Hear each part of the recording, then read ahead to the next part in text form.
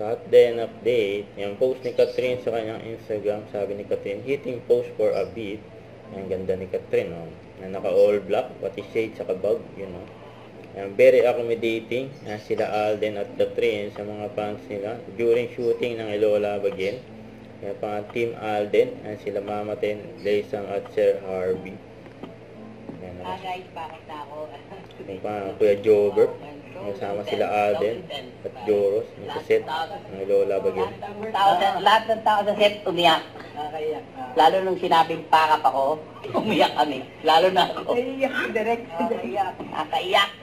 Huwag yung kwento huwag yung kwento yung kwento ko. Guys, nakakaiyak. Ako pinaka naiyak.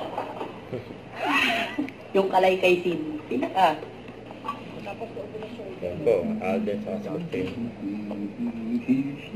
Kuya Jobert Medyo nararamdaman na natin yung pagka-senior natin Kasi ako yung pinakamatanda dun sa apat. Happy rin kasi iba na rin ngayon, of course, yung generation of actors coming from the Gen Z era.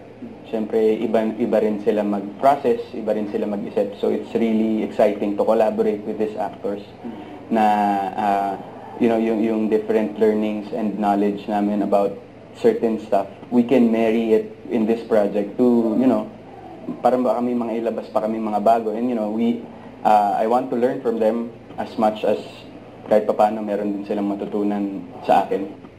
Huwag kalimutan mag-subscribe, click ang notification bell for more updates. Ito po ang Nugture Reaction Live. Bye guys, thanks for watching.